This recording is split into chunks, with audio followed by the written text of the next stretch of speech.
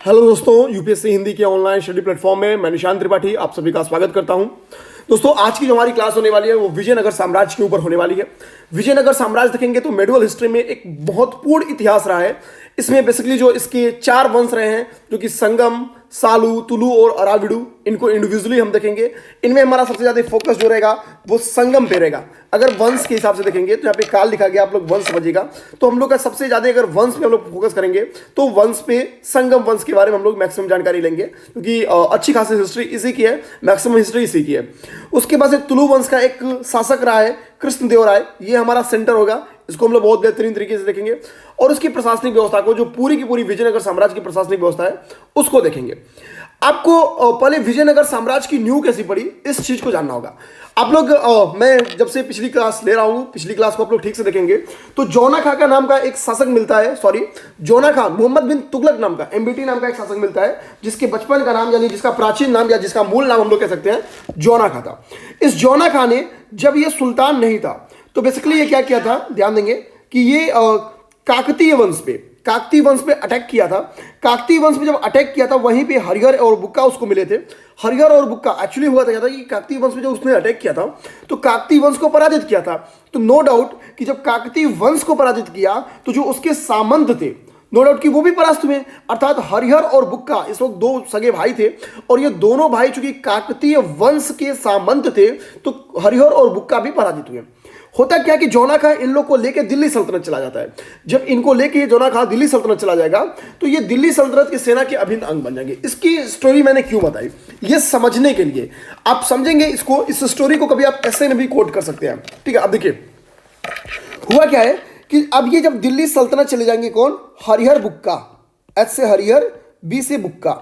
अब ये यहां पे जाएंगे तो मुस्लिम धर्म को स्वीकार कर लेंगे, एम से लिख देते हैं, मुस्लिम धर्म को स्वीकार कर लेंगे। अब यहां पे थोड़ा सा आप उस कंडीशन को ध्यान देंगे तो काम्पिल्य, बेसिकली ये होता क्या है कि जब काकतीय वंश पे अटैक होता है तो पहले ये लोग क्या करते हैं कि काम्पिल्य देश भाग जाते हैं और काम्पिल्य से फिर इनको पकड़ करके दिल्ली सल्तनत लेके जाया जाता है। लेकिन इसी बीच में क्या होता है कि काम्पिल्य वाले रीजन में क्या होता है, जब ये दिल्ली सल्तनत चले जाएंगे तो विद्रोह उभरेगा।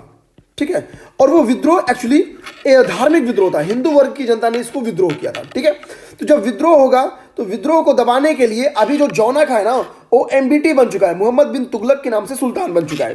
अब एमबीटी क्या करेगा, बोलेगा हरिहर बुक्का कि भाई तुम जाओ, तुम्हारे ही क्षेत्र में क्या हुआ है कि विद्रोह उभरा है, तुम ही जाके इसको शांत कर दो। अब हरिहर और बुक्का जाएंगे इनको शांत करने के लिए। हरिहर और बुक्का क्या जाएंगे, यहां पे इनको शांत करने के लिए जाएंगे। तो काम्पिल्य की जनता डर जाती है, यानी काम्पिल्य की पब्लिक डर जाती है। लेकिन अचानक क्या होता है कि उनको दिखते हैं कि अरे यार ये तो हरिहर और बुक्का हैं जो हमारे ऊपर अटैक करने आ रहे हैं। तो इनके एक गुरु थे, इनके गुरु का नाम था विद्याधर। ध्यान देंगे, इनके गुरु का नाम था विद्याधर। तो पब्लिक क्या करती है कि विद्याधर को न्यूज भेजती है कि भाई तुम जाओ और हरिहर और बुक्का को समझाओ ना। विद्याधर हरिहर और बुक्का के पास आके बोलेंगे बताओ तुम हिंदू जनता को ही मारने आ रहे हो, तुम खुद हिंदू रहे हो, तुमने मुस्लिम धर्म कैसे स्वीकार कर लिया, और बहुत कुछ समझाते बुझाते हैं कि यार ये कैसी बात है कि यार कि केवल पद के लिए तुमने हिंदू धर्म छोड़ दिया, ये कर दिया वो कर दिया। इमोशनली अत्याचार करेंगे, इतना तगड़ा इमोशनली अत्याचार करेंगे कि हरिहर और बुक्का फिर से हिंदू धर्म को स्वीकार कर लेंगे और एमबीटी को न्यूज पहुंचाएंगे सूचना कि इधर मुड़ के मत देखना, अब मैं तुम्हारा नहीं विद्याधर का हो गया हूं। अब विद्याधर के पास आएंगे, विद्रोह दब गया। विद्रोह क्या दबा, सीधी सी बात है, नेतृत्व किया किसने, हरिहर और बुक्का ने। तो ये एक स्टोरी थी और फिर हरिहर और बुक्का ही मिलकर क्या करेंगे, विजयनगर साम्राज्य की न्यू रखेंगे। जो विजयनगर साम्राज्य की न्यू लगाई थी उसकी पहली जो नाम था, उसका जो पहला नाम था वो ध्यान देंगे क्या था, इसका पहले नाम हम्पी था या हस्तिनावती था। ठीक है, इस चीज को ध्यान देंगे। तो क्वेश्चन भी आता है कि विजयनगर का प्रारंभिक नाम क्या था, तो इस नाम से इन्होंने इसकी न्यू रखी थी। बाद में इसका नाम विजयनगर अपने गुरु विद्याधर के नाम पर कर देते हैं, विजयनगर। ठीक है, तो स्टोरी आप लोग समझ गए। स्टोरी से आप लोग को विजयनगर साम्राज्य की न्यू पता चल गई। इतिहास में देखेंगे तो बहुत मेरा मानना है कि ये पहला ऐसा साम्राज्य है जिसकी 4 राजधानियां रही हैं। पहले इसकी जो राजधानी थी वो अनेगुंडी थी, पर अनेगुंडी की सामरिक स्थिति अच्छी नहीं थी। तो विद्याधर बोलेंगे भाई एक काम करो कि तुम अपनी राजधानी को चेंज करो। एक्चुअली ये जो विजयनगर देख रहे हैं ये हम्पी वाला रीजन था। ठीक है, तो यहां पे बोलेंगे भैया यहां जाके अपनी राजधानी बसा लो। तो यहां इसकी राजधानी हो जाती है। समय के साथ कुछ इसकी राजधानी चेंज होगी, पेनुगोंडा चली जाएगी और चंद्रगिरी चली जाएगी। ठीक है, तो अगर कल को आपसे एक चीज पूछता है, ऑर्डर पूछता है कि विजयनगर साम्राज्य की जो राजधानियां हैं उसकी ऑर्डर बताओ, तो उसकी ऑर्डर भी यही है, अनेगुंडी, विजयनगर, पेनुगोंडा और चंद्रगिरी। ये ऑर्डर भी यही है। ठीक है, अगर ऑर्डर पूछेगा तो ऑर्डर भी यही है। अब हम लोग क्या करते हैं, समय के साथ देखेंगे कि जो विजयनगर साम्राज्य है उस पर कई वंशों का शासन आता है। जैसे 4 वंशों का शासन आता है, इसमें एक है संगम वंश जो कि 1336 ईस्वी से शासन व्यवस्था स्टार्ट करती है और 1485 तक शासन व्यवस्था इसकी चलती है। ठीक है, यानी लगभग 140 वर्षों तक इसकी शासन व्यवस्था रहती है और मैक्सिमम पूरे विजयनगर साम्राज्य पे मैक्सिमम टाइम पीरियड पर MAX मतलब मैक्सिमम टाइम पीरियड पे सबसे ज्यादा काल जो रहा है वो संगम वंश का रहा है। पे काल लिखा गया, आप लोग वंश समझेंगे। ठीक है, सेकंड जो वंश आता है वो सालू वंश आता है। सालू वंश 1485 से 1505 तक रहता है, मैं यहाँ पे लिख देता हूं। इसके बाद से अगला जो वंश आएगा वो 1505 तक रहेगा, इस चीज को ध्यान देंगे। अगला वंश क्या हो गया, सालू वंश हो गया। सालू वंश 1505 तक रहेगा। इसके बाद से नेक्स्ट जो वंश आता है उस वंश का नाम है तुलु वंश और तुलु वंश 1570 तक रहेगा। ठीक है, 1570 तक रहेगा। इसके बाद से एक वंश आता है उसका नाम है अराविडु वंश और जो अराविडु वंश रहे वो बेसिकली 1770 से बहुत आगे तक नहीं जाता है, लेकिन 17वीं सदी आप लोग कह लीजिए, मान के चलिए कि ठीक है, थोड़ा इसमें 30 बहुत ज़्यादा नहीं, क्योंकि ये टाइम पीरियड देखेंगे इनका 80 साल का टाइम पीरियड है। तो हम लोग क्या करते हैं इसको 80 अगर इसमें ऐड कर लेंगे, ठीक है, 80 ऐड करेंगे तो हो गया 1650 के करीब में चलता है। ठीक है, तो ये इसका टाइम ड्यूरेशन है। तो पहले संगम पीरियड का ये हो गया। संगम के बाद से बारी किसकी आती है, संगम के बाद से बारी आती है आपकी सालू वंश की। तो सालू वंश का टाइम पीरियड ये हो गया। सालू वंश के बाद से टाइम पीरियड किसकी बारी आती है, तुलु वंश का। तो तुलु वंश की टाइम पीरियड ये हो गई और तुलु वंश की बाद किसकी बारी आती है, अराविडु वंश की। अराविडु की टाइम पीरियड ये हो गई। हालांकि अराविडु की इतनी टाइम पीरियड में देखेंगे कोई अपनी मजेदार हिस्ट्री नहीं है, कोई ऐसा डेवलपमेंट नहीं है, कोई ऐसे महत्वपूर्ण शासक नहीं आया है जो हमको बहुत बोझ बन सके। ठीक है, लेकिन अच्छी बात है कि हमको संगम काल को अब हम देखना स्टार्ट करते हैं। ठीक है, अब आपको कभी ऑर्डर अरेंज करने के लिए है कि संगम, सालू, तुलु और अराविडु को ड्यूरेशन के हिसाब से अरेंज करिए, तो सबसे लंबे ड्यूरेशन तक आपका कौन था, संगम था। संगम के बाद से कौन था, अराविडु था। अराविडु के बाद से कौन था, तुलु था। और तुलु के बाद से कौन सा, सालू था। तो आप लोग इस तरह से याद कर सकते हैं। लास्ट सालू था, यानी सबसे मिनिमम क्या रहा है सबसे मिनिमम क्या रहा है, तो सबसे मिनिमम सालू रहा है, MIMNI से मिनिमम। ठीक है, अब यहां पे देखिए मैंने इसके संस्थापकों का नाम लिखा है। तो संगम काल के जो संस्थापक थे वो थे हरिहर और बुक्का। सालू वंश के संस्थापक थे नरसिंह सालू। तुलु वंश के संस्थापक थे वीर नरसिंह और अराविडु वंश के संस्थापक थे तिरुमल। ठीक है, ये इसके संस्थापक का नाम था। यहां से भी प्रीलिम्स का क्वेश्चन बन जाएगा। अब तक मैंने प्रीलिम्स के क्वेश्चंस आपको कैसे समझाए विजयनगर साम्राज्य के, तो एक तो स्टोरी बताई है, इसकी राजधानियों को बता दिया है, इसकी राजधानियों का क्रम बता दिया है, जो 4 वंश थे उन वंशों को बता दिया, उन वंशों के संस्थापक को बता दिया है और उनका टाइम पीरियड के हिसाब से कालानुक्रम बता दिया। ये इतनी चीजें बेसिक है। खासतौर पे जो पब्लिक सर्विस कमीशन है, ठीक है, स्टेट पब्लिक सर्विस कमीशन, वहां भी ये क्वेश्चन बन के आने की संभावना ज्यादा बनती है। अब तक जो हम लोगों ने चर्चा किया है, यहां से बहुत आपका टाइम अच्छा रहेगा, तभी यहां से यूपीएससी क्वेश्चन पूछेगी जो अब तक मैंने बोला है। अब हम लोग संगम वंश को देखते हैं ठीक से। तो पहले ही मैंने बता दिया कि संत विद्याधर के प्रभाव में आकर विजयनगर साम्राज्य की नींव लगी थी। ठीक है, कैसे कैसे विजयनगर साम्राज्य की नींव पड़ी थी मैंने ये पूरा बता दिया। ठीक, एट लास्ट मैंने विजयनगर साम्राज्य इसलिए लिखा है क्योंकि हम्पी और हस्तिनावती नाम था, ये कोई बात नहीं है, सब लोग जानते हैं। और यही हम्पी और हस्तिनावती क्या है, विजयनगर में कन्वर्ट होती है। नेक्स्ट देखेंगे तो इसका जो पहला शासक बनता है वो हरिहर प्रथम बनता है, यानी बुक्का और हरिहर दो ही मेन कैंडिडेट थे। तो हरिहर इसका भाई था, तो हरिहर प्रथम क्या होता है कि इसका शासक बनता है। अब बोलेंगे हरिहर प्रथम शासन बनता है तो इसका नाम संगम वंश क्यों रखा गया, क्यों हरिहर वंश नहीं रखाया। एक्चुअली हरिहर और बुक्का के पिताजी का नाम था संगम, तो अपने पिता के नाम पे इन्होंने इस वंश का नाम रखा संगम। इस चीज को ध्यान देंगे, इनके पिता का नाम था संगम। अब देखिए हरिहर प्रथम की सैनिक सफलता वेरी इंपॉर्टेंट है। इसने जीवन में एक सैनिक सफलता की है और एक सैनिक सफलता यह की है कि वारंगल के क्षेत्र में एक वंश पड़ता था होयसल वंश। ठीक है, होयसल वंश, इस होयसल वंश को इन्होंने जीत के अपने साम्राज्य में मिला लिया था। तो हरिहर प्रथम का ये एक सैनिक सफलता है जो कि अपने दिमाग में प्रीलिम्स के नजरिए से रखनी होगी। हरिहर प्रथम की मृत्यु के बाद उसका जो भाई था बुक्का प्रथम, वो सेना में आएगा, यानी वो शासन व्यवस्था में आएगा। तो जब ये शासन व्यवस्था में आता है तो इसको 2 उपाधि दी जाती है। एक उपाधि दी जाती है राज सिंहासन का अवलंबन, अर्थात जो राज सिंहासन के सहायक, क्योंकि हरिहर और बुक्का दोनों का के परिश्रम के माध्यम से विजयनगर बना था, लेकिन विजयनगर की जो सुल्तान बना, यानी हम लोग जो सम्राट बना, वो हरिहर प्रथम बनता है, ना कि बुक्का। ठीक है, लेकिन ये सहायक के तौर पे लगातार काम करता रहा, अपनी सेवाएं देता रहा है, इसके लिए इसको राज सिंहासन का अवलंबन कहा जाता है। ठीक है, इसको उपाधि मिली। सेकंड इसको उपाधि मिली वेद मार्ग प्रतिष्ठापक। एक्चुअली इन्होंने क्या हुआ कि जो वेद पुराण वगैरह थे यानी वैदिक पीरियड्स की जो कल्चर्स थे उसको बढ़ावा देते हैं, इसके लिए इसको एक दूसरी उपाधि दी जाती है वेद मार्ग प्रतिष्ठापक की। तो ये दो इसकी उपाधियां हैं, अपने दिमाग में अपने रखना हम लोग को। यह विजयनगर साम्राज्य का पहला ऐसा शासक है जिसने चीन में अपना राजदूत भेजा है। ठीक है, चीन में इसने क्या है, राजदूत भेजा है, इस चीज को ध्यान देंगे। विजयनगर साम्राज्य का ये पहला ऐसा शासक है। कुमार कंपन इसका एक पुत्र था, ये एक वेरी इंपॉर्टेंट है, यहां से लिख लीजिए, क्वेश्चन बन सकता है। ठीक है, ये वेरी इंपॉर्टेंट है। कुमार कंपन क्या है, इसके पुत्र का नाम था, ऐसा एक्चुअली इसका नाम भूकंप की वजह से कंपन नहीं रखा गया था, पुत्र का नाम था। इसके पुत्र भी ऐसा माना जाता है कि बहुत विजयी था। ठीक है, बहुत बहादुर था। इसने मदुरई, अब मदुरई आप लोग समझ गए होंगे पांड्यों की राजधानी थी। ठीक है, मदुरई के बारे में आप लोग जानते हैं कि पांड्य की राजधानी थी। चोर चेर पांड्य आपको याद हो गया। ठीक है, तो पांड्य की राजधानी थी ये, मेडुअल में आप लोग पढ़ते, एंशिएंट लास्ट में आप लोग पढ़ते हैं, पांड्य की राजधानी थी ये।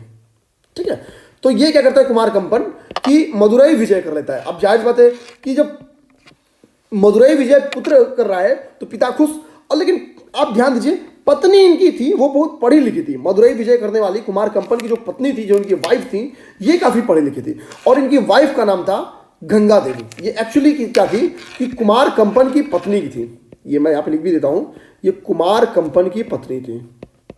ये पेपर में आएगा नहीं जो मैं लिख रहा हूँ, ठीक है, बस कंपन की पत्नी, बस मैं लिंक कराने के लिए लिख रहा हूँ। ठीक है, कुमार कंपन की पत्नी थी। अब होगा क्या, इस विजय की, क्योंकि ये अप्रत्याशित विजय थी, तो इन्होंने एक बुक लिखा था। कुमार कंपन की वाइफ जो थी, इन्होंने एक बुक लिखा था। इनके बुक का नाम था मधुरम विजयम। ये पेपर में आया हुआ क्वेश्चन है। ठीक है, मधुरम विजयम एक सॉन्ग में भी आता है एक वर्ड। तो मधुरम विजयम करने वाला मधुरम विजयम बेसिकली एक बुक है। किसकी? ये बुक है इनकी वाइफ गंगा देवी का, और इसी बुक में इन्होंने मदुरई विजय का वर्णन किया है। ठीक है, इस चीज को ध्यान देंगे। तो मधुरम विजयम बुक भी पूछ सकता है पेपर में कि किसके द्वारा लिखा गया है। इसी समय देखेंगे संगम काल में ही एक युद्ध होता है, अधोनी का युद्ध उसको हम लोग बोलते हैं। ठीक है, इस चीज को ध्यान देंगे कि संगम पीरियड में ही एक अधोनी का युद्ध होता है। अब बात आती है कि अधोनी का युद्ध क्या है। बेसिकली एक रायचूर दोआब क्षेत्र को लेकर युद्ध होता है। एक चीज ध्यान देंगे, यहाँ पे मैं लिख दूं रायचूर दोआब क्षेत्र। ठीक है, रायचूर दोआब क्षेत्र को लेके बहमनी राज्य और विजयनगर के बीच में ठन जाती है। जो रायचूर दोआब क्षेत्र था एक्चुअली क्या था, कृष्णा और तुंगभद्रा नदियों के बीच में स्थित क्षेत्र था। क्योंकि तुंगभद्रा के साउथ में क्या था, तुंगभद्रा के साउथ में ये थे कौन, विजयनगर थे, और तुंगभद्रा के उत्तर बीच में कृष्णा नदी, कृष्णा के इधर कौन था, तो इधर बहमनी था। तो इसके बीच का जो ये एरिया था, यहीं पे आपका पड़ता था क्या, एक दोआब क्षेत्र पड़ता था, जो कि एक फर्टाइल एरिया था, जिसको हम लोग रायचूर दोआब क्षेत्र कहते हैं। एक फर्टाइल एरिया था। तो जाहिर बात है फर्टाइल एरिया है तो उसको लेके ठंडा ही ठंडा है, आज ठन जाता है, मेढ़ी के लिए ठन जाता है। फर्टाइल एरिया तो बहुत दूर की बात है। ठीक है, तो जिस वक्त बहमनी राज्य से इसका लड़ाई होता है, विजयनगर साम्राज्य की जो पहली लड़ाई होती है वो मोहम्मद शाह प्रथम के कारण होती है। ठीक है, हालांकि इस युद्ध में दोनों तरफों से देखेंगे, ये इतिहास का पहला ऐसा युद्ध है जिसमें दोनों तरफों से बारूद का प्रयोग किया गया है। इस चीज को ध्यान देंगे, बारूद का प्रयोग किया गया है। अब इसी के लिए ये इंपॉर्टेंट है, अधोनी का युद्ध क्यों इंपॉर्टेंट है, आप लोग समझ गए होंगे कि दोनों तरफों से इसमें क्या है कि बारूद का प्रयोग किया गया है। अब एक चीज समझिए, अब यहां पे विजय हो जाएगा। जाहिर सी बात है कि बुक्का प्रथम इधर से नेतृत्व कर रहा है, विजयनगर साम्राज्य की तरफ से, विजयनगर की तरफ से बुक्का प्रथम नेतृत्व कर रहा है, तो जीत भी बुक्का प्रथम की हुई। अब यहीं से दुश्मनी की नींव पड़ जाएगी विजयनगर साम्राज्य से। आगे देखेंगे कि इस पूरे विजयनगर साम्राज्य में जितने भी शासक आएंगे, सबकी दुश्मनी बहमनी ओमनी से रहेगी। इस चीज को दिमाग में रखना है कि बहमनी से सबकी दुश्मनी चलेगी। अभी हम लोग बहमनी का परिचय देख लेंगे। ठीक है, परेशान नहीं होना है। अच्छा, इसके बाद से यहाँ पे मैंने गलती से देवराय प्रथम लिख दिया है, अगला शासक, लेकिन इसके बीच में अगला शासक होता है वो हरिहर द्वितीय होता है। ठीक है, मैं मुख्य शासकों की चर्चा कर रहा हूं, बीच में कुछ चुटपुट शासक आते हैं उनको नहीं। तो हरिहर द्वितीय के बारे में मैंने यहाँ पे लिखा कि मैंने लास्ट में लिखा हुआ है, तो आइए मैंने लास्ट में कहाँ पे देख लेते हैं। ठीक है, इस पेज के लास्ट में, तो देखिए यहाँ पे एक बैग मुझे याद आया कि नहीं हरिहर द्वितीय तो छूट गया, तो मैंने हरिहर द्वितीय के बारे में लिख दिया। ठीक है, देखिए हरिहर सेकेंड के बारे में क्या है कि बुक्का का उत्तराधिकारी था, क्योंकि बुक्का का पुत्र था। इस चीज को अपने दिमाग में रखना है। इसकी एक सफलता क्या होती है कि इसने बहमनी से, आप देखिए बहमनी से नेतृत्व कैसे कैसे ठंड है, पिता भी बहमनी से जीता है और बहमनी से पुत्र भी जीतेगा, और पुत्र जब जीतेगा बहमनी से, तो बहमनी के दो एरिया जिसका नाम है बेलगांव, ध्यान देंगे, बेलगांव और गोवा, ये दोनों इससे छीन लेगा। हालांकि बेलगांव और गोवा फिर बहमनी के पास ही चली जाएगी, इस चीज को ध्यान देंगे, समय के साथ फिर बहमनी के पास चली जाएगी, लेकिन अभी इसके पुत्र ने क्या हुआ है कि इसको छीन लिया है। ये इतिहास का, या हम लोग कह सकते हैं कि विजयनगर साम्राज्य का पहला ऐसा शासक था जिसने श्रीलंका पर भी विजय प्राप्त की और वहां पे राजस्व की वसूली की है। ठीक है, इससे पता चलता है कि इसकी नेवल, यानी विजयनगर साम्राज्य की, या हम लोग संगम पीरियड की देखेंगे, जो नेवल पावर थी, या फिर एनवी से नेवल, पीओडब्ल्यू से पावर, नेवल पावर थी, वो कितनी बेहतरीन रही होगी, इस चीज को समझ सकते हैं। तो आप समझिए कि श्रीलंका के शासक से क्या करता है, रेवेन्यू वसूल करता है, तो इतने सालों समझ सकते हैं कि कितना शक्तिशाली रहा होगा ये। ठीक है, शिव के विरूपाक्ष रूप। ठीक है, विरूपाक्ष रूप का आप इंग्लिश में पूछेगा, विरूपाक्ष को आप लोग मतलब फील से समझ आइए कि शिव के विरूपाक्ष रूप, एक बार पेपर में ये दिया कि विरूपाक्ष निम्नलिखित में से किसका रूप है। ठीक है, तो शंकर जी का है, और इन्हीं का ये उपासक था, यानी बेसिकली शंकर जी का भक्त था। ठीक है, तो शंकर जी की उस रूप का भक्त था जो विरूपाक्ष उनका रूप है, उसका भक्त था। ठीक है, इसलिए इसी के नाम से, विरूपाक्ष नाम से ही क्या होगा, अभी एक शासक भी आएगा इसी के वंश में, इस चीज को ध्यान देंगे। इसके बाद से देवराय प्रथम की बारी आती है, इसके बारे में हरिहर द्वितीय के बाद से किसकी बारी आती है, देवराय प्रथम की बारी आती है। देवराय प्रथम की एक अच्छी खूबी क्या होती है कि 10,000 मुसलमानों की सेना में शामिल किया। पेपर में यह भी क्वेश्चन आ सकता है कि विजयनगर का वो साम्राज्य कौन है, सम्राट किसने कौन है, या राजा कौन है जो पहली बार मुसलमानों को सेना में शामिल कर रहा है, तो देवराय प्रथम है। और 10,000 की संख्या में, ध्यान देंगे प्रीलिम्स के लिए इंपॉर्टेंट है, 10,000 की संख्या में शामिल कर रहा है, एक दो नहीं 10,000 की संख्या में। इसने ध्यान देंगे कि बहमनी राज्य से लगातार देखिए लड़ाइयाँ चल रही है, बहमनी राज्य से 3 बार लड़ाई लड़ेगा, अब ये हारेगा। 3 बार जब ये लड़ाई लड़ता है तो 2 बार ये हार जाएगा, 2 बार क्या करेगा, देवराय प्रथम हार जाएगा, लेकिन 1 बार ये लड़ाई जीत जाएगा। जब ये दूसरी बार लड़ाई हारता है तो इसकी अपनी एक बेटी का शादी यहाँ पे फिरोज शाह से करना पड़ता है इसको। ध्यान देंगे, जो पहली लड़ाई थी उसको हम लोग कहते हैं सोनार की बेटी का युद्ध। तो पेपर में क्वेश्चन आएगा कि सोनार की बेटी का युद्ध किसके बीच में लड़ा गया, तो देवराय प्रथम के बीच में और बहमनी शासक फिरोज शाह बहमनी के, ठीक है, फिरोज शाह बहमनी के बीच में लड़ा गया। इस चीज को ध्यान देंगे। देवराय प्रथम के टाइम पीरियड में ध्यान देंगे, एक इटली का यात्री रहा है निकोलो कोंटी भारत आया था, ध्यान देंगे, तो इस चीज को दिमाग में रखना है। इसके दरबार में एक विद्वान रहते थे, ध्यान देंगे, इसके दरबार में एक विद्वान रहते थे जिनका नाम था श्रीनाथ एक विद्वान थे जिन्होंने एक हरविलासम नाम की एक बुक लिखी है। ध्यान देंगे, हरविलासम नाम की इन्होंने एक क्या की है, एक बुक लिखी हुई है, तो ये भी एक इंपॉर्टेंट है। देवराय प्रथम को हम लोग फिर देख लें। देवराय प्रथम की भी बहमनी राज्य से ठनती रहती है, 3 युद्ध लड़ा है, 2 बार हारा है, 1 बार जीता है। जब 1 बार जीता है तो इसी के लिए फिरोज शाह बहमनी को उसकी पब्लिक ने चूंकि इसको शर्म की बात मानते हुए इसको हटा देती है कि भैया देवराय प्रथम को तुम 2 बार हराया हुआ, फिर तुम तीसरी बार कैसे हार गए। तो सोनार की बेटी का जो ये पहला वार था, निकोलो कोंटी इसी के ड्यूरेशन में था। श्रीनाथ नाम का एक विद्वान था जो इसके राजमहल में निवास करता था, जिसकी एक बुक है हरविलासम। देवराय द्वितीय की बात करते हैं। इसके बाद देवराय द्वितीय को 2 उपाधियां हैं, वेरी इंपॉर्टेंट 2 उपाधियां हैं। जो दोनों उपाधियां आइए उसको देखते हैं। इसकी एक उपाधि है गज बेटकर, अर्थात हाथियों का शिकारी। इसको दिखाने की बेसिकली यहाँ पे ये कोशिश की गई है कि देवराय द्वितीय एक बहादुर था जो कि हाथियों को भी शिकार कर लेता था। ठीक है, इमाड़ी देवराय इसका सेकंड उपाधि है, इमाड़ी देवराय। बेसिकली देखेंगे राय की उपाधि का एक ट्रेंड चलता है, ध्यान देंगे, राय की उपाधि का एक ट्रेंड चलता है, और राय की उपाधि सर्वाधिक को लेते हैं, देखेंगे इन लोग में यही लोग लेते हैं, अर्थात राय की उपाधि देखेंगे। देवराय जो विजयनगर की साम्राज्य है, सम्राट है, बेसिकली ये देखेंगे तो ये लोग क्या करते हैं कि राय की उपाधि लेते हैं। ठीक है, इस चीज को दिमाग में रखना है कि अगर पेपर में क्वेश्चन ये आता है कि किस टाइम पीरियड के शासक ने या कहाँ के शासक राय की उपाधि लेते हैं, तो अपने दिमाग में रखना है कि राय की उपाधि कौन लेते हैं, विजयनगर के जो शासक होते हैं वो राय की उपाधि लेते हैं। ठीक है, हालांकि इसके बारे में इंपॉर्टेंट फैक्ट ये मिलती है कि सर्वाधिक मुस्लिम सेना कहाँ पे थी, तो सर्वाधिक मुस्लिम सेना इसके पास थी। इंपॉर्टेंट कर लीजिए। अब देखिए, पहली बार मुसलमानों को किसने शामिल किया, तो पहली बार मुसलमानों को शामिल किया किसने, देवराय प्रथम ने। ठीक है, 10,000 मुसलमानों को शामिल किया। लेकिन अगर पेपर में क्वेश्चन ये आ जाए कि सर्वाधिक किसके सेना में मुसलमान थे, तो सर्वाधिक जिसके सेना मुसलमान थे वो कौन था, तो सर्वाधिक जिसके सेना मुसलमान थे वो था आपका देवराय द्वितीय। ये चीज अपने दिमाग में रखना है कि सर्वाधिक जिसके सेना मुसलमान थे वो था देवराय द्वितीय। अब लोग नेक्स्ट आते हैं। इसके ड्यूरेशन में ईरान का एक राजदूत है, उस राजदूत का नाम है अब्दुल रज्जाक भारत आएगा। ठीक है, ऊपर में निकोलो कोंटी आ रहा है, यहाँ पे अब्दुल रज्जाक आ रहा है, इस चीज को ध्यान में रखना है। ये काफी पढ़ा लिखा शासक था। इसके ड्यूरेशन में, या इसने जो रचना की थी, इसके ड्यूरेशन में इसी ने जो है एक महानाटक सुधानिधि की रचना की थी। ध्यान देंगे, महानाटक सुधानिधि, मैं इसको हाईलाइट करता हूं। इसके ड्यूरेशन में महानाटक सुधानीति की रचना की गई है। साथ ही साथ इसके ड्यूरेशन में ध्यान देंगे ब्रह्मसूत्र पर टीका, टीका मतलब जो समरी होती है ना, वो समरी लिखी गई है। इसी के देखेंगे कि इसमें समरी लिखी गई है। किसकी किसकी समरी लिखी गई है? तो समरी लिखी गई है आपकी ब्रह्मसूत्र पर, ठीक है। अच्छा, एक मैंने मतलब बोला आप लोग से कि विजयनगर साम्राज्य के लोग बेसिकली क्या करते थे कि राय की उपाधि लेते थे, ठीक है। जैसे आप लोग देखेंगे देवराय, देवराय टू, ठीक है। लेकिन एक शासक ऐसा था, एक शासक ऐसा था, शायद वो हरिहर प्रथम था। क्या हरिहर प्रथम? हरिहर द्वितीय था। एक चीज ध्यान देंगे, मैं यहाँ पे बता दूं, एक सेकंड, मैंने कहाँ लिखा है हरिहर के बारे में, बुक का प्रथम, हरिहर प्रथम, ठीक है। यहीं पे दिमाग में रखेंगे। इसी सम्राट का एक हरिहर द्वितीय करके शासक था, हरिहर सेकंड। हरिहर सेकंड इसके ड्यूरेशन का एक ऐसा शासक है जिसने महाराजा धीराज की उपाधि धारण की है। इस चीज को ध्यान देंगे, महाराजा धीराज की उपाधि धारण की है। बाकी ने महाराजा धीराज की उपाधि पूरे विजयनगर में किसी ने नहीं धारण की है, लेकिन हरिहर द्वितीय ने महाराजा धीराज और राज परमेश्वर की उपाधि धारण की थी। तो मैं यहाँ पे ये चीज लिख देता हूँ, महाराजा धीराज। बाकी सब लोग राय की उपाधि देते थे, महाराजा धीराज। और इसकी एक और उपाधि, हालांकि मुख्य तो यही है, इसकी एक दूसरी उपाधि है, वो है राज परमेश्वर,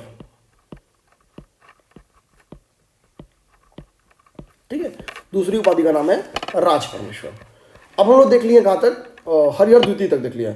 अच्छा, हरिहर द्वितीय तो क्या है? नीचे तो है हरिहर द्वितीय, ठीक है। इसको ऐसे कॉपी करिए, यहाँ पे मैं इसको पेस्ट कर देता हूँ, ठीक है। ये दो चीज अपने दिमाग में रखना है हरिहर द्वितीय के बारे में।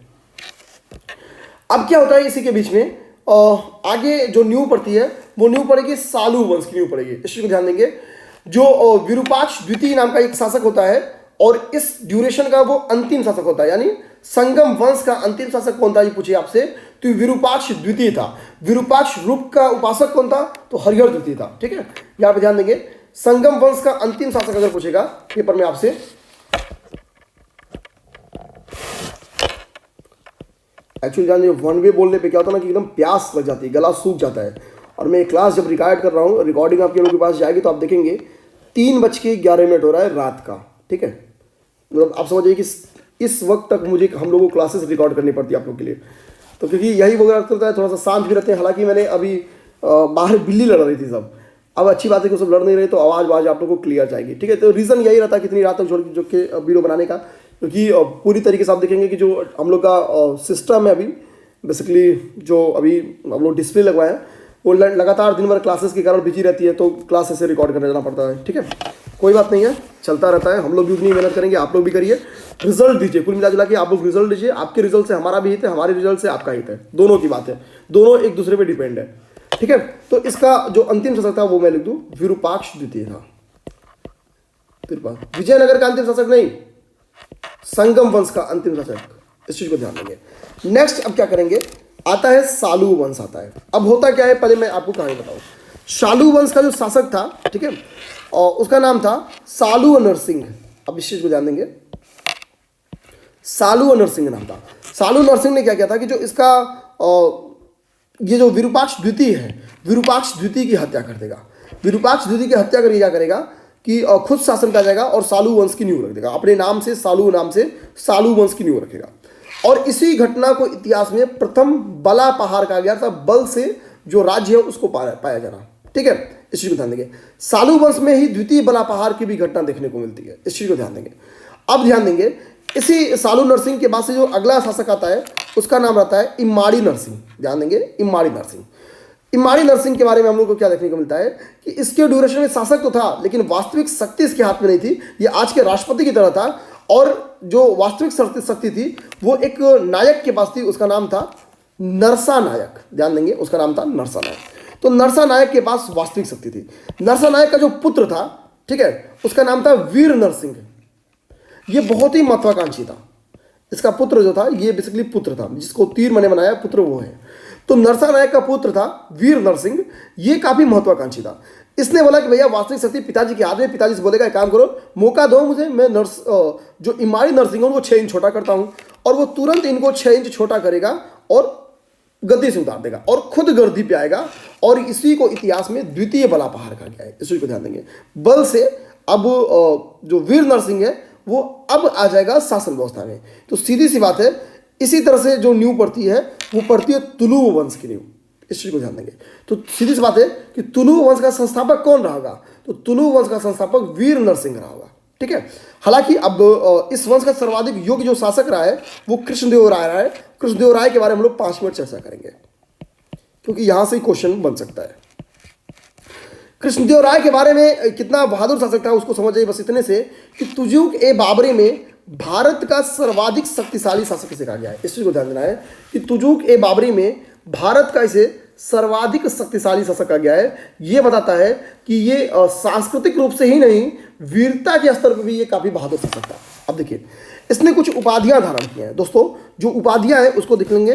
तो यवनराज स्थानाचार्य इसकी एक उपाधि है। जो इसकी दूसरी उपाधि है उसको मैं देखूं तो वह अभिनव भोज इसकी दूसरी उपाधि है। इसकी तीसरी उपाधि में अगर देखूं, इसकी तीसरी उपाधि है आंध्र भोज। इस चीज को ध्यान देंगे।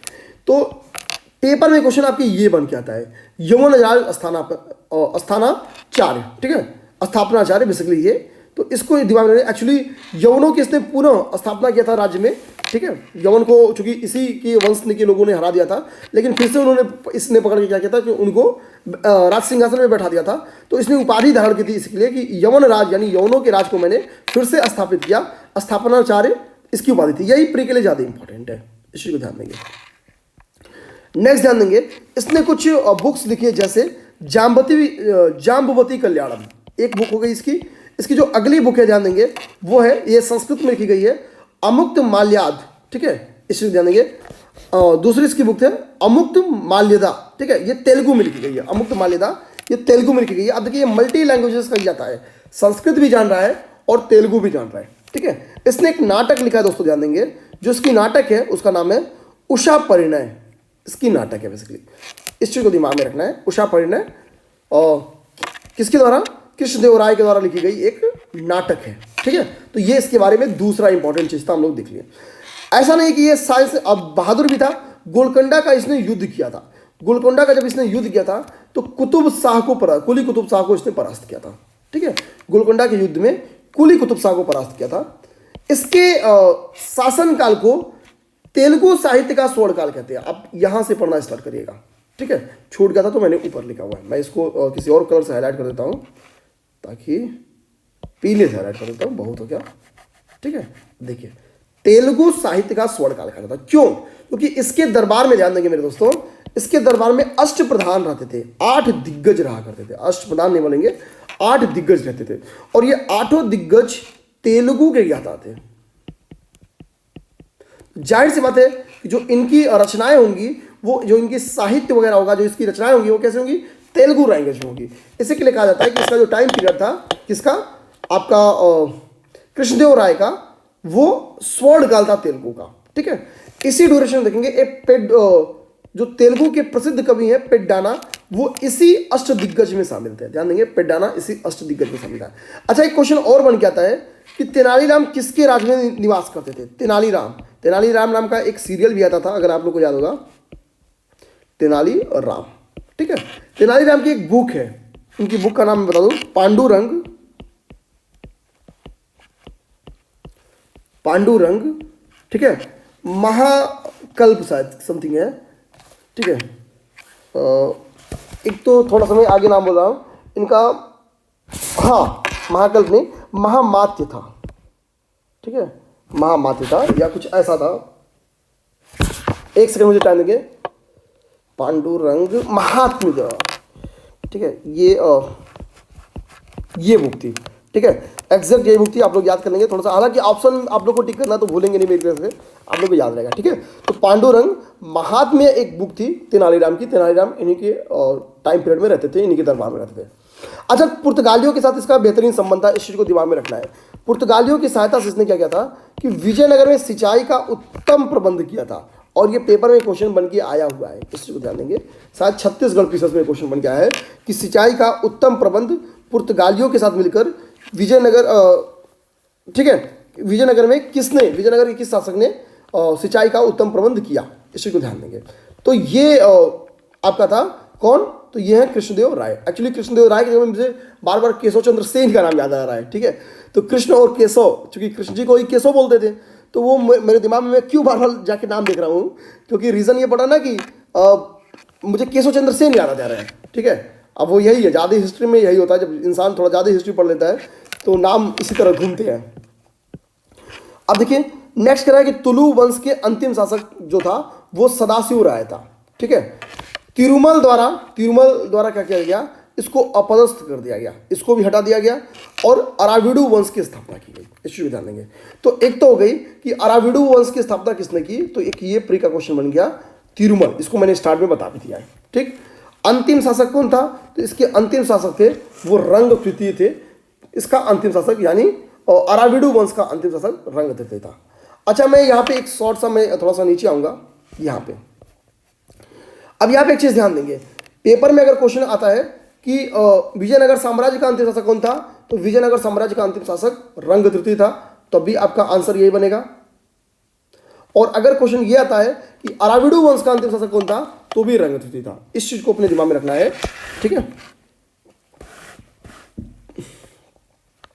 इतिहास में दोस्तों एक लड़ाई हुई है जो कि वेरी इंपॉर्टेंट लड़ाई है, इसी कृष्णदेव राय के टाइम पीरियड में हुई है, और वो लड़ाई है तालीकोटा का युद्ध।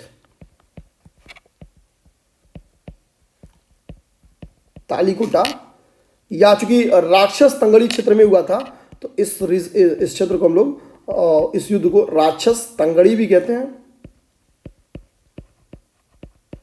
ठीक है, या इसी क्षेत्र को बन्नी हट्टी भी कहते हैं, ठीक है। तो कुछ भी अगर पेपर में आता है तो आप लोग तैयार रहेंगे। तो तालीकोटा, राक्षस तंगड़ी या बन्नी हट्टी का युद्ध, ये कुछ भी पेपर में आता है तो आप लोग अब तैयार रहना है आंसर करने के लिए। मैं इसको समझा देता हूं, हालांकि बहुत ज़्यादा ये है नहीं कुछ, ठीक है।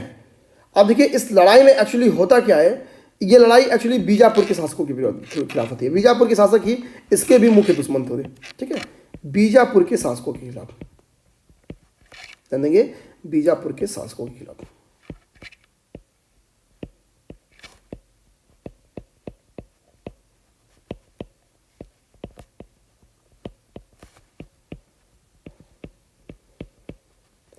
ठीक, तो ये अपने दिमाग में रखना है कि बीजापुर के शासकों के खिलाफ हुआ था।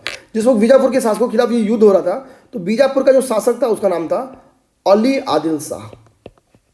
अली आदिल शाह,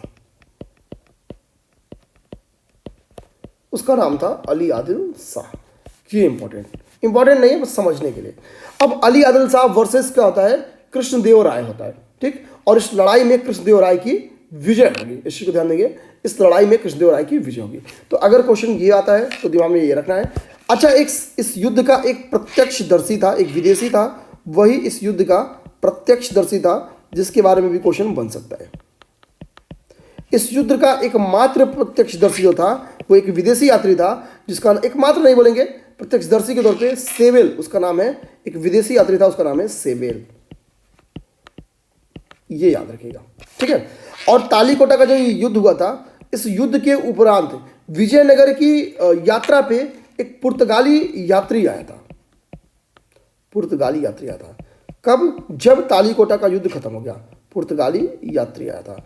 और उस पुर्तगाली यात्री का नाम भी आपसे पेपर में पूछ सकता है, तो आप लोग दिमाग में रखेंगे, इसका नाम था सीजर फ्रेडरिक,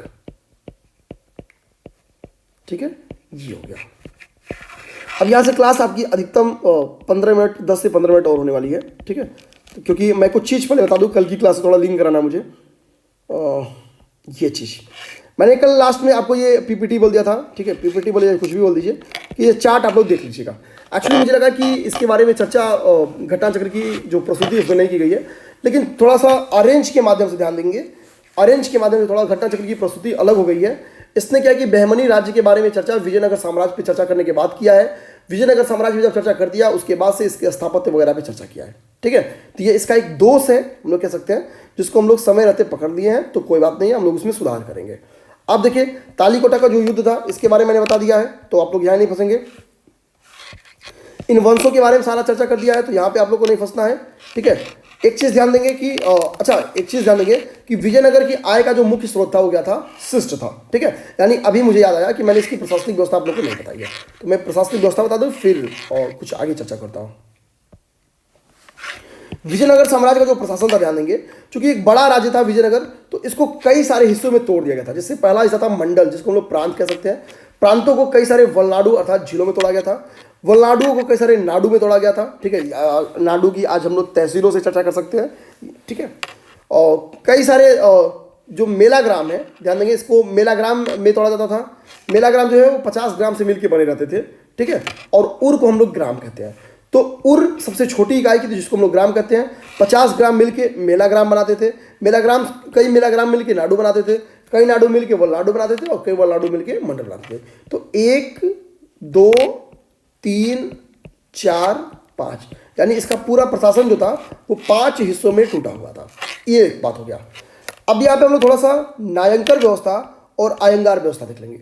नायंकर व्यवस्था क्या थी कि सैनिक सेवा के बदले अमर नायकों को भूमि दी जाती थी, यानी वेतन की जगह पे क्या है, उनको वेतन दी जाती थी। ठीक है, सॉरी, वेतन की जगह पे भूमि दी जाती थी। इनका काम क्या था यहाँ पे कि आपको लैंड तो दे दी गई, ठीक है, कोई बात नहीं है, पहले तो इसकी फर्टिलिटी बढ़ाओ, इसकी उपजाऊता बढ़ाओ। एक तो ये इनका काम था। सेकंड कि भैया अगर मान लीजिए कि फर्टिलिटी बढ़ा दे रहे, फर्टिलिटी बढ़ाने के लिए आपको क्या है कि नियमित सिंचाई वगैरह की भी, एक टाइम ड्यूरेशन में सिंचाई वगैरह की भी जरूरत होती है। इसके लिए आप लोगों को तालाब का निर्माण करवाना है। तालाब का निर्माण करना ताकि जो बारिश वारिश वगैरह हो उसके जल को संचय किया जा सके, ताकि एडवर्स कंडीशन में जब बारिश ना हो तो इस तालाब के पानी का उपयोग करके और जो उत्पादकता है, जो उत्पादन है, उसमें वृद्धि किया जा सके। आयंगर व्यवस्था क्या थी, तो ये बेसिकली ग्रामीण प्रशासन से जुड़ी एक व्यवस्था थी। जैसे चोलों के हम सुने होंगे, उसी से रिलेटेड एक व्यवस्था थी। ठीक है, ये 12 ग्रामीण अधिकारियों के माध्यम से इसको चलाया जाता था। यानी हम लोग कह सकते हैं कि जो वास्तविक शक्ति थी, एक 12 ग्रामीण अधिकारी थे, एक ग्रुप था, उनके पास थी। ठीक है, तो आयंगर व्यवस्था क्या है ये समझ गए। शिष्ट क्या है, विजयनगर की आय का मुख्य स्रोत था। ठीक है, तो ये बेसिकली थोड़ा सा विजयनगर साम्राज्य की और प्रशासनिक व्यवस्था के बारे में चर्चा थी, 3-4, जो कि आप लोग को याद होना चाहिए। अब हम लोग क्या करेंगे, थोड़ा सा घटना चक्र की चित्रात्मक प्रस्तुति पे आएंगे।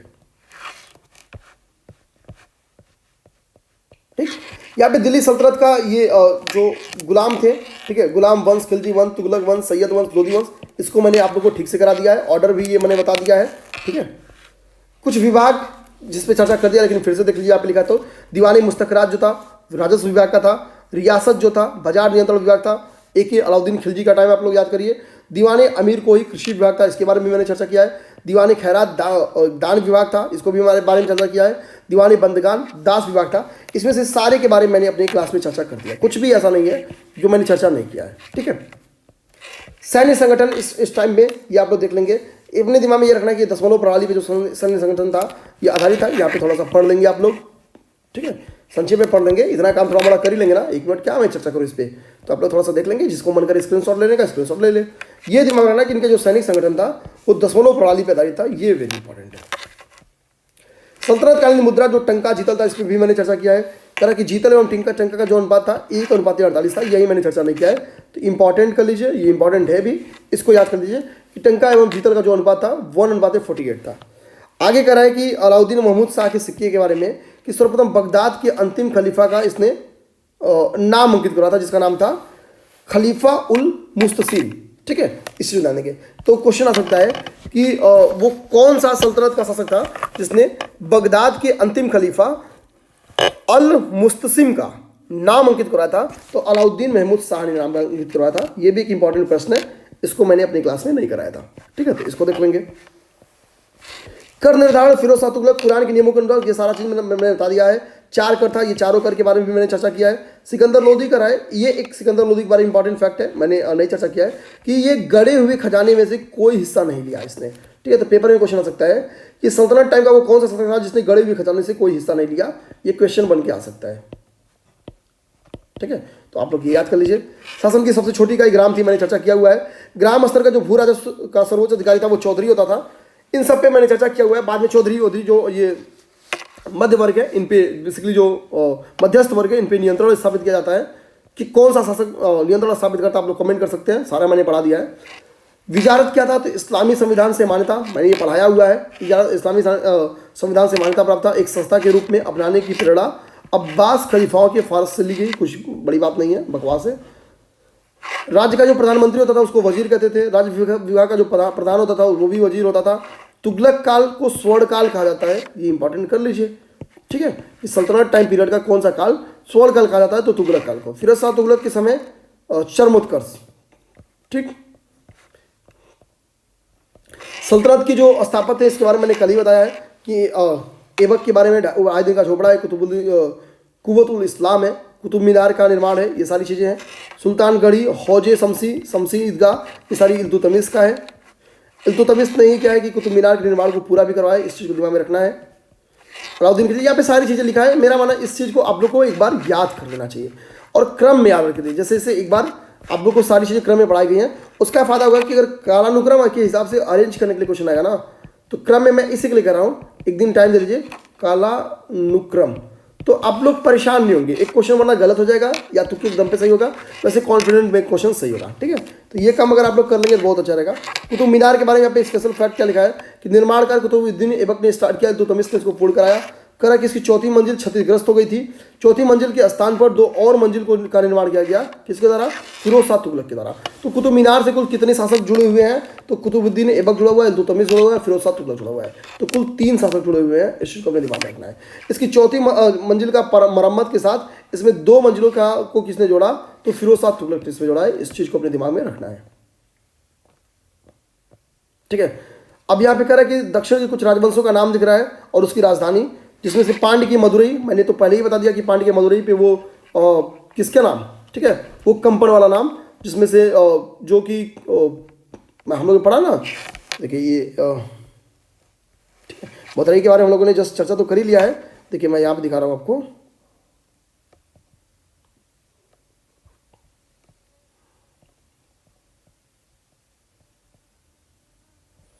एक सेकंड बस ध्यान देंगे, थोड़ा सा टाइम देंगे। तो ये देखिए जो कुमार कंपन था, किसका पुत्र था, ये बुक्का प्रथम का पुत्र था। इसने मदुरई पर आक्रमण किया, विजय प्राप्त की। ये पांड्यों की राजधानी थी।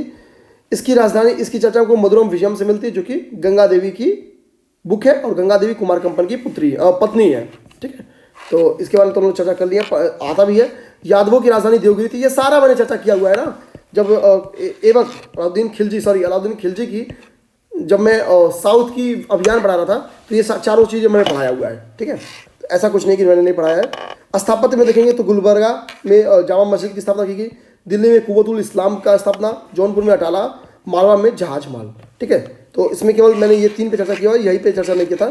तो जहाज महल कहाँ बनाया गया है, मालवा में बनाया गया है, इस चीज़ को ध्यान देंगे। वास्तुकला अगर हम लोग देखेंगे और राजवंशों से, मतलब बेसिकली दिल्ली सल्तनत में कह कि सरकी राजवंश ने झुकी हुई दीवारों के साथ विशाल मुख्यद्वार था, मेहराब के नीचे सतह पर कमलकारी की जाती थी। अष्टभुजी मकबरों का उदय तुगलक के कारण हुआ, यही इंपॉर्टेंट है, ठीक है, और मैं पढ़ाया हुआ भी हूँ। स्तंभों में वोदी गोई का प्रयोग किया जाता था विजयनगर के ड्यूरेशन में, ये भी इंपॉर्टेंट है। तो यही केवल 2 इंपॉर्टेंट है जो मैंने गोला किया, बाकी दोनों इंपॉर्टेंट नहीं है। तो किस टाइम पीरियड में या किस साम्राज्य में स्तंभों में बोधी गोई का प्रयोग किया जाता था, तो स्तंभों में बोधी गोई का प्रयोग विजयनगर साम्राज्य में किया जाता था, यानी ये विजयनगर साम्राज्य की विशेषता है। अष्टभुजी मकबरों का उदय किसके ड्यूरेशन में हुआ, तो अष्टभुजी मकबरों का उदय तुगलक के ड्यूरेशन में हुआ, ये दिमाग में रखना है। सल्तनत काल विविध, यानी थोड़ी सी चर्चा बुक्स के बारे में कर रहा है, लेखकों के बारे में कर रहा है कि हकाइक ए हिंदी, अब्दुल वाहिद बिलग्रामी की ये बुक है, ठीक है। नेक्स्ट कह रहा है जवामी उल हिकायत, ये देख लेंगे। जो कुंजुल तिजार की, ये देख लेंगे, ये देख लेंगे, ठीक है। ये थोड़ा थोड़ा बुक्स देख लेंगे, इंपॉर्टेंट नहीं है।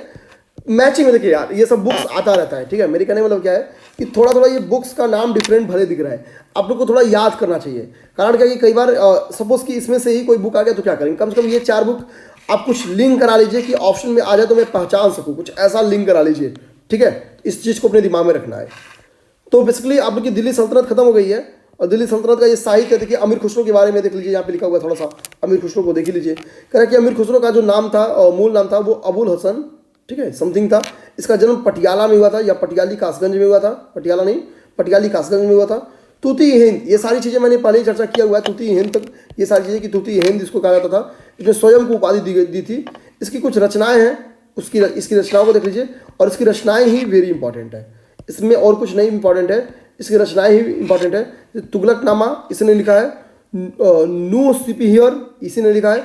आसिका भी इसकी बुक पूछी गई है कई बार, ठीक है। ये सब उसकी वो बुक्स है जो अक्सर पूछी गई हैं। बाकी मिफ्ताहुल फुतू मतलब ये बुक्स भी इंपॉर्टेंट है लेकिन ये उतनी पूछी नहीं गई हैं, ठीक है। ये नीचे की तीनों बुक्स इसकी पूछी गई हैं पेपर में, समय के साथ ये तीनों बुक्स पूछी गई हैं, तो इसको हम लोग याद कर लेते हैं। कहता है कि यह भारतीय होने का दावा करता है और बोलता है ये पहला मुसलमान है जो कन्वर्ट हुआ है, ठीक है। कव्वाली संगीत शैली की इसने प्रारंभिक कला का आरंभ करता है, यानी बेसिकली कव्वाली संगीत को इसने आरंभ किया है।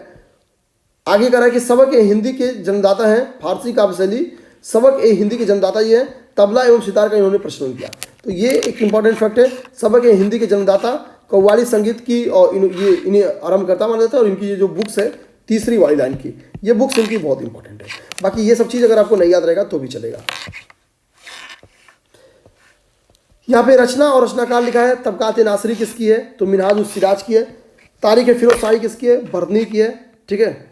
और शम्स सिराज असफी के, इन दोनों ने मिल के इसको लिखी है, असीफ की। आगे कह रहा है ताजुल माशिर के बारे में कि हसन निजामी की बुक है, ठीक है।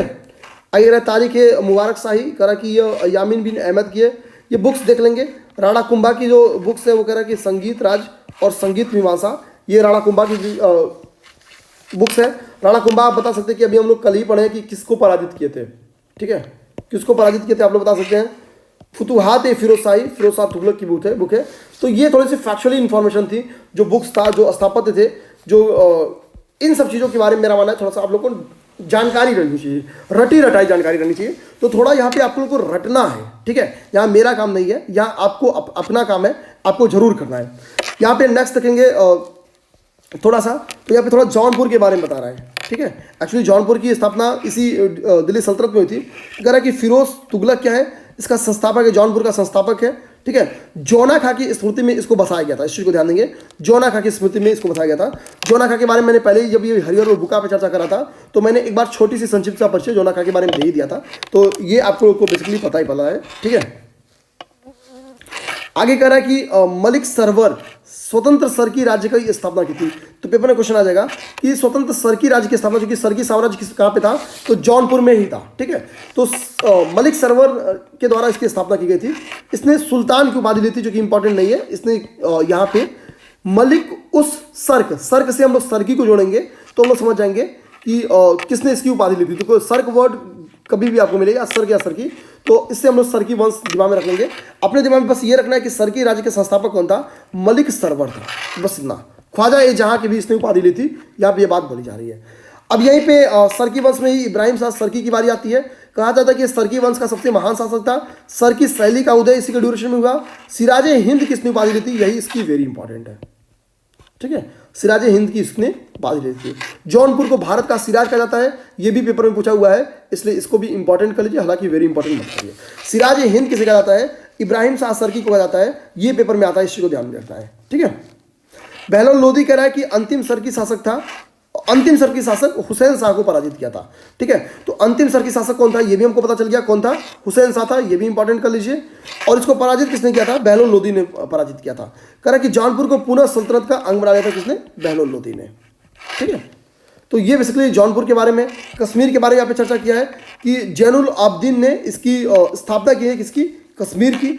इसका अन्य नाम देखेंगे, कश्मीर का सबसे महान शासक यही था, कौन, जैनुल आबदीन। मुगल बादशाह अकबर की से इसकी तुलना की जाती है, ठीक है। इसकी पॉलिसीज के कारण जो जैनुल आबदीन है, इसकी जो तुलना की जाती है वो अकबर से की जाती है। तो पेपर में क्वेश्चन आ सकता है कि इतिहास में किस शासक की तुलना अकबर से की जाती है, तो जैनुल आबदीन की तुलना की जाती है, ध्यान से देखेंगे।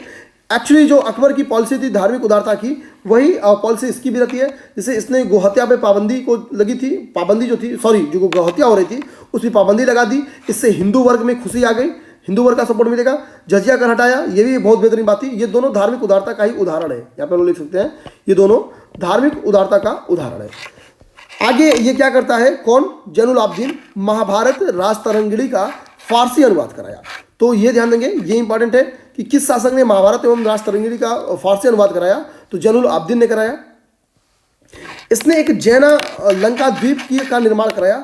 ये वेरी इंपॉर्टेंट है, क्वेश्चन आएगा तो आप गेस नहीं कर सकते हैं, ठीक है। इसके लिए इसको आप लोग वेरी इंपॉर्टेंट करिए, क्योंकि ये गेस नहीं किया जा सकता है। कैसे, आप देखेंगे कि द्वीप आप सोचेंगे तो आप सोचेंगे कोई द्वीपीय राज्य रहा होगा, वही इस द्वीप का निर्माण किया होगा, ठीक है। लेकिन ध्यान देंगे, और ये चूंकि कश्मीर वाला सेक्टर है तो और दिमाग में नहीं जाएगा, तो जौना लंका द्वीप का निर्माण किसने किया था? ठीक है, तो जौना लंका द्वीप का निर्माण आपका किया था जैनुल आबदीन ने किया था। ये बेसिकली वूलर लेक है ना, वूलर लेक में इस द्वीप का निर्माण किया गया था, इस चीज को जानेंगे वूलर लेक में। तो कभी आप लोग करंट में वूलर लेक पाएंगे तो अपने दिमाग में वहां पे एक बार रिकॉल करेंगे कि इसी वूलर लेक में जैना लंका द्वीप है जिसका निर्माण किसने किया है?